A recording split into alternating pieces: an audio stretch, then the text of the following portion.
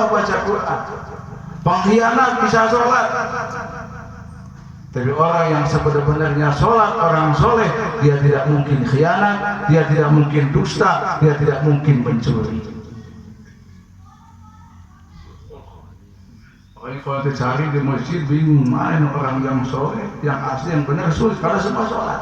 Ya kayak di Mekah, yang haji itu. Mengenai satu cerita orang yang haji itu pada waktu itu ada yang namanya Abdullah bin Mubarak. Abdullah bin Mubarak itu pergi ke Mekah untuk haji, menunaikan haji. Pada waktu itu dia tidur di Masjidil Haram. Nah, dalam tidurnya dia bermimpi melihat dua malaikat sedang diskusi, sedang ngobrol.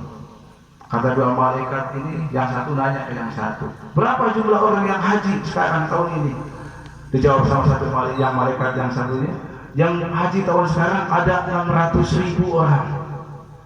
Dijawab tanya lagi, siapa yang diterima? Enggak ada yang diterima hajinya. Cuma satu yang terima haji. Siapa? Namanya Muwafaq. Lain muafiknya Muwafaq. Namanya Muwafaq. Orang mana itu Muwafaq? Ini malaikat disebut, tapi ini Abdul baru dengerin diskusi dua malaikat ngeliat.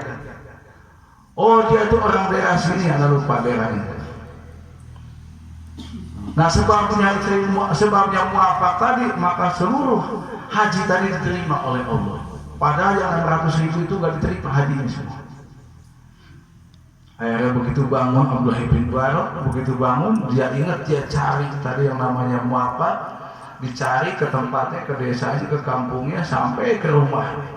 Begitu sampai ke rumah ditanya, wahai Muwafaq, aku bermimpi, diceritain mimpinya, terus tanya lagi sama Abdullah bin Mubarak, apa amal apa yang kau kerjakan sehingga kau bisa mendapatkan apa namanya haji yang sempurna di mata Allah.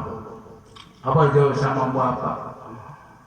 Aku akan menjawab, aku tidak bisa bohong, kata Muwafaq. Begini Abdullah bin Mubarak, suatu waktu aku ini nyimpen duit, nyimpen dirham ya zaman dulu mah, sama uang nyimpen buat haji, aku kumpulkan uang. Bertahun-tahun aku kumpulkan hasil usahaku buat berangkat haji. Nah, seketika berkumpul duit buat berangkat haji, ketika aku mau berangkat haji, aku istriku sedang hamil dan dia melewati rumah salah satu tetanggaku. Begitu istriku melewati rumah salah tetanggaku, dia mencium bau daging, aroma daging. Akhirnya istriku pengen karena lagi hamil, mencium bau daging enak. Akhirnya berhenti di situ, diketok rumah tetangga itu, ditanya sama istri pengen daging sama Muwafaq itu, sama suaminya. Begitu tetangganya itu mau ngasih, tetangganya bingung. Kalau tetangganya, saya mau jujur, bukan saya nggak mau ngasih ini daging ke tetangganya. Ketahuilah, daging ini adalah daging keledai, bangkai keledai yang saya pasang. Karena saya dan anak-anak saya nggak punya suami, saya anak saya itu dalam keadaan miskin, saya kelaparan, nggak ada yang bisa lagi saya makan. Saya lihat ada bangkai keledai, saya ambil, saya pasang. Ini halal buat saya, tapi haram buat kamu. Makanya saya nggak mau ngasih sama kamu, saya ceritakan aslinya. Begitu mendengar hal seperti itu, apa yang terjadi? Muwafaq nangis aja dijadiin. Sedih gak ada hingganya. Akhirnya duit yang hasil dia kumpulkan untuk berangkat haji, beliau berikan, kasihin sama si tetangganya itu semua. Akhirnya dia gak berangkat haji. Dari situ akhirnya Muwafaq dicap sama Allah, sampai sekarang adalah orang yang berhaji yang diterima haji satu-satunya itu Muwafaq.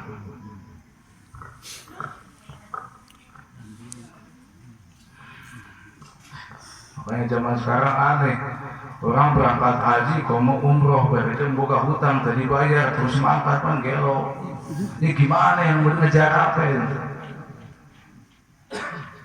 Ngejar status, hanya disebut haji. Sayang puluh juta itu buang duit kalau cuma ngejar status yang disebut haji. Cukupnya 10.000, ente datang ke pasar beli peci putih, peci haji. ngajar apa? Apalagi berangkat haji itu dapat utang dicicil. Dia sebutnya haji cicilan, haji kredit. Ini udah apa ini? Kan manis tato ilaihi sabila. Ini rukun Islam itu kan 5. Yang haji itu kalau kalian mampu. Mampu ini kan artinya luas. Ente udah gak punya utang, ente kebayar utang, tetangga kanan kiri depan belakang, gak ada yang kelaparan, baru ente haji. Jangan pulang dari haji, ente gak punya rumah, anak istri ente terlantar sampai ngontrak panawan dia. Padang haji nggak jual 5. Terus tinggal di mana anak istri ente dikontrakan. Diam di tenda ini menjadak. Ente berangkat haji itu punya utang nggak dibayar. Gimana doa ente diijabah? Orang yang sakit hati sama ente ada.